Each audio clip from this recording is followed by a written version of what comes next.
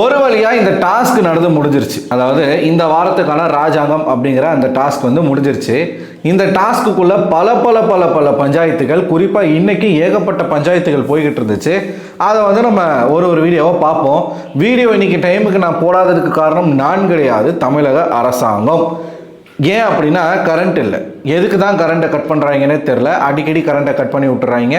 ஒரு 2 மணி நேரத்துக்கு இங்கே கரண்ட்டு வரல, அதுக்கப்புறமா தான் வந்துச்சு. ஸோ அப்போ தான் நான் வந்து வீடியோவை ரெக்கார்ட் பண்ணிக்கிட்டு இருக்கேன் இப்போது. ஓகேவா, நேற்றுக்கு ஒரு விஷயம் வந்து நம்ம பேசியிருந்தோம். அதில் ஒரு கிளாரிஃபிகேஷன் கொடுக்க நான் வந்து விரும்புகிறேன். அதாவது கானா வினோத் அவர்களை வந்து இந்த தர்பீஸ் செனத்தவளை தீண்டத்தகாதவன் அப்படிங்கிற ஒரு வார்த்தையை சொல்லியிருக்கான் அப்படின்னு நம்ம ஒரு வீடியோவில் பேசியிருந்தோம். அந்த வீடியோவை நீங்கள் முழுசாக பார்த்துருந்தாலே உங்களுக்கு புரிஞ்சிருக்கும். அதுலேயே நான் சொல்லியிருப்பேன், இவன் வந்து தீண்ட அப்படிங்கிற ஒரு வார்த்தை மட்டும் நமக்கு கேட்குது, அதுக்கப்புறமா பீப் பண்ணிட்டாங்க. ஆனால் அரோரா சொல்லும் பொழுது கரிச்சட்டி தீஞ்ச கரிச்சட்டி வாயா அப்படின்ற மாதிரி தான் அரோரா வந்து சொல்கிறாங்க. இதையும் மியூட் பண்ணுறாங்க. ஏற்கனவே இந்த மாதிரி தீஞ்ச கரிச்சட்டி வாயான்னு பல இடங்கள் அந்த ஆள் சொல்லியிருக்கான். அப்போல்லாம் மியூட் பண்ணாமல் நேற்றுக்கு எதுக்கு வந்து அந்த வார்த்தையை மியூட் பண்ணணும்? அப்போ ஒருவேளை இவன் வந்து அந்த வார்த்தையை சொல்லியிருக்கிறதுக்கு வாய்ப்பு உண்டு.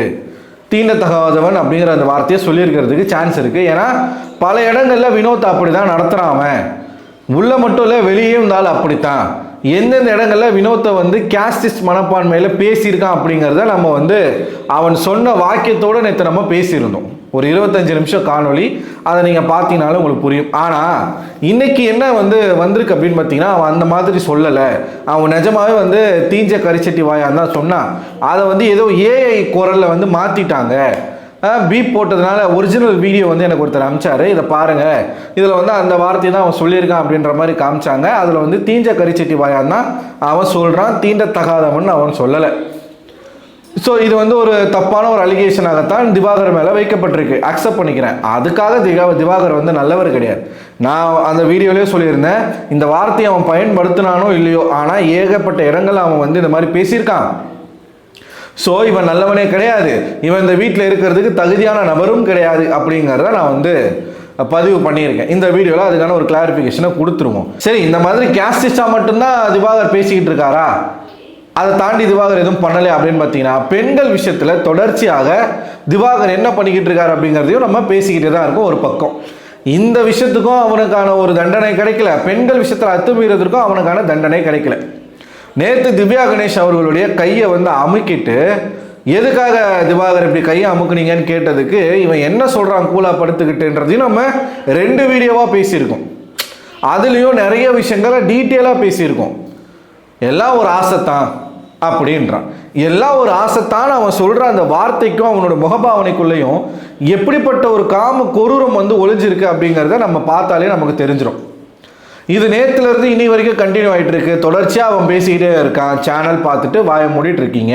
நேற்றுக்கு வரைக்கும் அப்படி பேசினவன் இன்னைக்கு ஒரு படி மேலே போய் என்ன வார்த்தை பயன்படுத்தினான் தெரியுமா?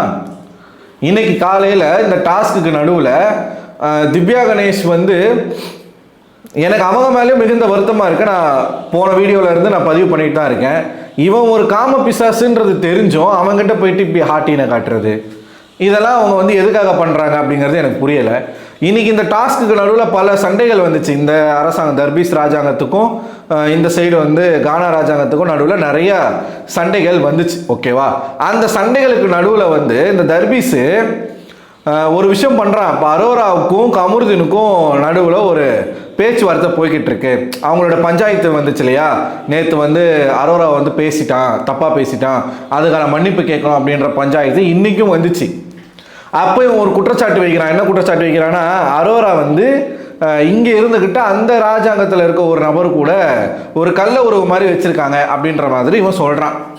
சொன்ன செனத்தாவில் அடுத்து என்ன சொல்கிறான் வியானா கிட்ட அப்படின்னு பார்த்தீங்கன்னா, என்னோட சின்ன வீடு அங்கே இருக்குது. யார் அந்த சின்ன வீடுன்னு கேட்டால் திவ்யா கணேஷ் தான் அவருடைய சின்ன வீடாம். அதாவது ஒரு கதாபாத்திரத்தில் ராஜமாதா அப்படிங்கிற ராஜகுரு அப்படிங்கிற ஒரு கதாபாத்திரத்தில் இருக்கக்கூடிய ஒரு பெண்ணை இவன் இங்கே உட்காந்துக்கிட்டு என்னுடைய சின்ன வீடு அங்கே இருக்குது அப்படின்னு சொல்கிறான். இதை வந்து அரோரா சின்க்ளேர் ஒரு குற்றச்சாட்டாக அங்கே வைக்கிறாங்க. என்ன சொல்கிறாங்கன்னா, என்ன சொல்கிறீங்களே இந்த மாதிரி நான் வந்து அங்கே போயிட்டு நான் வந்து தப்பாக பேசிகிட்டு இருக்கேன்னு சொல்கிறீங்களே, உங்களுடைய மந்திரி, உங்களுடைய அமைச்சர் இங்கே இருந்துக்கிட்டு அந்த நாட்டினுடைய ராஜகுருவை தன்னுடைய சின்ன வீடுன்னு சொல்கிறாரு.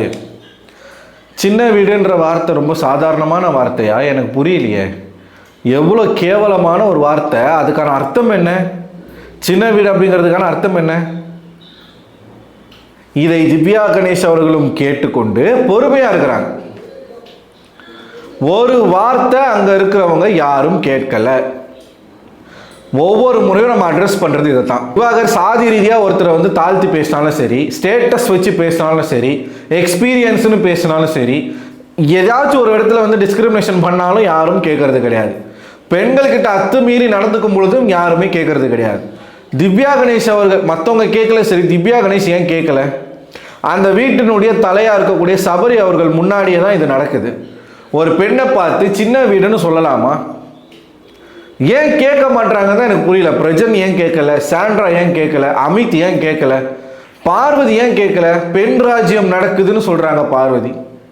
உங்கள் பெண் ராஜ்யத்தில் ஒரு அமைச்சர் இன்னொரு பெண்ணை பற்றி கேவலமாக சின்ன வீடுன்னு சொல்கிறாரு. அது ஏன் சொன்னீங்கன்னு ஒரு வார்த்தை கேட்கல. தர்பீஸ் என்ன பண்ணாலும் தர்பீஸுக்கு முட்டு கொடுத்துக்கிட்டு அவனை கைக்குள்ளே வச்சுக்கிட்டு காலையில் போட்டு பொழந்து விட்டான் பார்வதியை. பொலன்னு பொழந்து விட்டான். பார்வதிக்கு தர்பீஸை பார்த்தா பயம். என்ன பயம் அப்படின்னா, நம்ம ஏதாச்சும் எதிராக அவன்கிட்ட ஒரு வார்த்தை பேசிட்டோம் அப்படின்னா உடனே அவன் வந்து நம்மளை வந்து வன்மத்தை கக்கிடுவான். நம்ம மேலே முழுக்க நம்மளை போட்டு எக்ஸ்போஸ் பண்ணிடுவான். அதனால் அவன்கிட்ட நம்ம வந்து அடக்கி தான் வாசிக்கணும். அவன் என்ன பண்ணாலும் அவனுக்கு முட்டு கொடுக்கணும், அவனுக்கு ஆதரவாகவே நிற்கணும் அப்படிங்கிற ஒரு மைண்ட் செட்டில் பார்வதி இருக்காங்க. பார்வதி விட்டுருங்க, அது ஒரு கேடுகட்ட ஜென்மம். திவ்யா கணேஷ் அவர்களுக்கு என்னாச்சு? சிரிச்சுக்கிட்டு எல்லாரும் கடந்து போகிறாங்க. அதுதான் நமக்கு புரியவே இல்லை. அரோரா சின்க்ளரை தூக்கி வச்சுட்டு திவாகர் ஒரு விஷயத்த பண்ணிகிட்டு இருக்கும்போது திவ்யா கணேஷ் கண்டிச்சாங்க, இறக்கி விடுங்கன்னு சொன்னாங்க.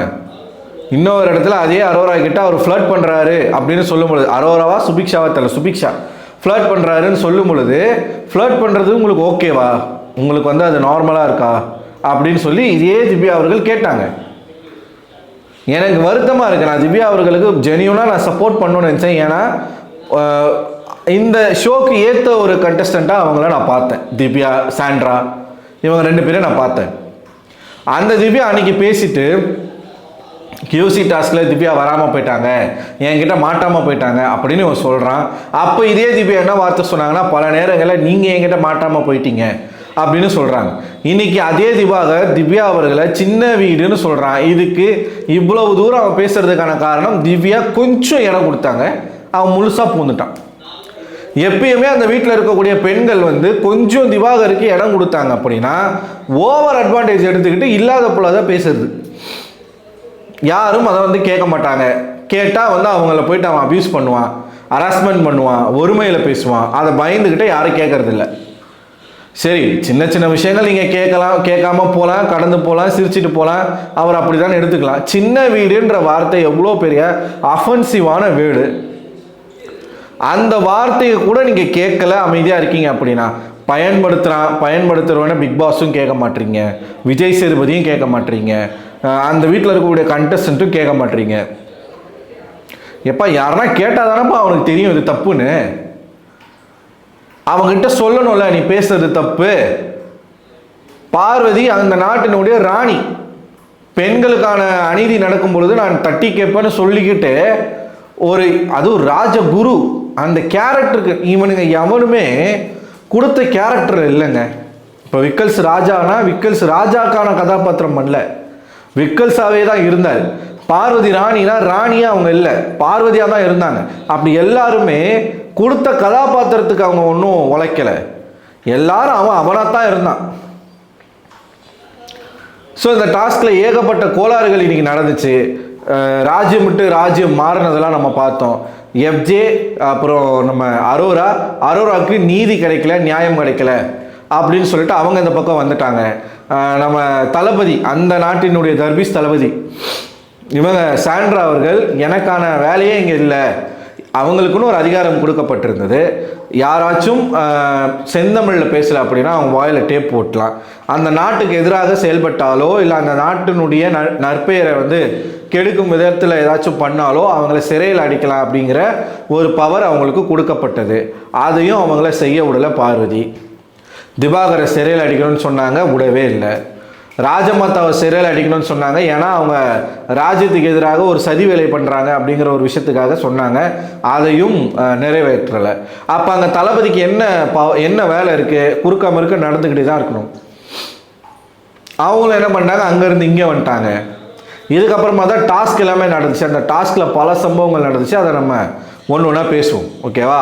ஜியோ ஹாட் ஸ்டாரில் 3 ப்ரோமோ போட்டிருக்கான். ஸோ அதில் வந்து கண்டென்ட் நம்ம எடுத்து பேசுவோம். ஸோ எனக்கு எழும்பக்கூடிய ஒரு கேள்வி, இப்போ அவன் தீண்டத்தகாதவன் சொல்லலை அப்படிங்கிறது நமக்கு தெரிஞ்சு போச்சு. இருந்தாலும் அந்த விஷயத்தில் விட்டுருங்க. பெண்கள் விஷயத்தில் தொடர்ச்சியாக இந்த மாதிரியான ஆபாசமான கொச்சையான வார்த்தைகளை பேசிக்கிட்டே இருக்கிறாரு. அவரை பார்த்து வேடிக்கை பார்க்குறீங்க. தீண்டத்தகாதவன் வார்த்தையை அவன் நேரடியாக பயன்படுத்தலை அப்படின்னாலும் இன்டைரக்டாக மறைமுகமாக அவரை அந்த மாதிரி தான் அவன் ட்ரீட்டும் பண்ணுறான். கானா வினோத்தை ட்ரீட் பண்ணுறான். கானா வினோத்தை திருப்பி கலாய்க்கிறாரு. அதுக்கெல்லாம் நான் வரல. கலாய்ச்சா நீ திருப்பி கலாய்ச்சிக்கோ. நீ ஒன்றும் லேசுப்பட்ட ஆள் கிடையாது. நீயும் பேசுகிற 2 பேருமே நல்லவர்கள் கிடையாது. ஆனால் ஒருத்தனை வந்து நீங்கள் எப்படி வந்து அதாவது நிற வேற்றுமை பார்க்கறது, சாதி வேற்றுமை பார்க்கறது, வெளியில் நம்ம பேசுனதெல்லாம் இருக்குங்க. நாங்களும் ஒரு மன்னர் பரம்பரை தான், ராஜ பரம்பரை தான். மதுரையில் நாங்கள் ஒரு ராஜ பரம்பரை தான். அந்த பரம்பரையை தாண்டா பார்க்கணும். அப்படி என்ன மண்ணாங்கட்டி பரம்பரைன்னு பார்த்தே ஆகணும். இவன் வந்து கண்டிப்பாக இந்த ஃப்ரீ ஸ்டாஸ்க்கு பேரண்ட்ஸ் ரவுண்ட் வரைக்கும் அவன் அந்த வீட்டுக்குள்ளே இருக்கணும். இவனை தேடி யார் வராங்கன்னு பார்க்கணும். எனக்கு தெரிஞ்சு இவனுக்காக யாருமே வராமல் இருந்தால் கூட நல்லது தான். அப்படி வராங்களா, அவனுடைய அப்பா அம்மா வரணும். அந்த முகங்களை பார்க்கணும், இந்த உலக மக்கள் பார்க்கணும். இப்படிப்பட்ட ஒரு தங்கத்தை பெற்று இந்த பூமியில் அலைய விட்டுருக்கிய மாதா அப்படின்னு உங்களை வந்து கையெடுத்து எல்லாரும் கும்பிடணும். சொல்லி வளர்க்க வேண்டியதில் எதுவுமே சொல்லாமல் அவுத்தூட்ட மாடு மாதிரி வளர்த்துருக்கீங்களே அப்பா அப்படின்னு அந்த தந்தை எல்லாரும் பெருமையாக பேசணும். அதனால் திவாகருடைய அப்பா அம்மா ஃப்ரீ ஸ்டாஸ்க்கு வரணும். யார் தான் அந்த மன்னர் பரம்பரை, ராஜ பரம்பரை நம்ம பார்க்கணும். இதுக்காச்சும் விஜய் சேதுபதி அவர்கள் கேட்கணுங்க. அது என்ன சின்ன வீடு ஏங்க? நமக்கு சூடு சொரணை வேணாமா? நாங்கள் ஒரு கண்டஸ்டண்ட்டாக போகிறேன் அப்படின்னா எனக்கு ஃபீல் ஆகுதுங்க. அது எனக்கு இங்கே ஃபீல் ஆகுது. நானாக இருந்தால் அதை கேட்டிருப்பேங்க. அது என்ன வார்த்தை அதுன்னு கேட்டிருப்பேங்க. ஏங்க சம்மந்தப்பட்ட நபரே கேட்க மாட்டீங்க? நீங்கள் எல்லாருமே சேர்ந்து அந்த ஆளை வளர்க்குறீங்களே, ஏன் அவனுக்கு இடம் கொடுக்குறீங்களே, எதுக்காக கொடுக்குறீங்க? அதுதான் புரிய மாட்டேங்குது. ஸோ இந்த வார்த்தை திவாகர் பயன்படுத்தியதை பற்றி நீங்கள் என்ன நினைக்கிறீங்க? உங்களோட கருத்து என்ன? நீங்கள் என்ன கூற விரும்புகிறீங்க அப்படிங்கிறத கமெண்ட் செக்ஷனில் கமெண்ட் பண்ணுங்கள். இது 1 டைம் 2 டைம் நடந்தால் பரவாயில்ல. தொடர்ச்சியாக அவன் பண்ணிக்கிட்டே இருக்கான், தொடர்ச்சியாக நம்ம பேசிக்கிட்டே இருக்கோம். ஆனால் இந்த பிரச்சனை தீர்ந்த பாடு இல்லை. நாளுக்கு நாள் அது அதிகரிச்சுக்கிட்டே தான் போகுது. வார்த்தைகள் இன்னும் அதிகமாக தான் வருது. அவன் திருத்திக்கலை, இன்னும் அதிகமாக தான் ஆகிக்கிட்டு இருக்கான் அவன். ஸோ பொறுத்து வந்து பார்ப்போம் என்ன நடக்குதுன்னு சொல்லி. உங்களோட கருத்து என்ன அப்படிங்கிறத கமெண்ட் பாக்ஸில் கமெண்ட் பண்ணுங்கள். நம்ம சேனலுக்கு தான் முதல் முறையாக வரீங்க அப்படின்னா சேனலை சப்ஸ்கிரைப் பண்ணுங்கள். இந்த வீடியோ பிடிச்சிருந்தா இதோட லைக் பண்ணுங்கள், உங்கள் நண்பர்களுக்கும் ஷேர் பண்ணுங்கள். அடுத்த ஒரு வீடியோவில் உங்களை சந்திக்கிறேன். அதுவரை உங்களிடமிருந்து விடைபெறுவது நான் அரவிந்தன்.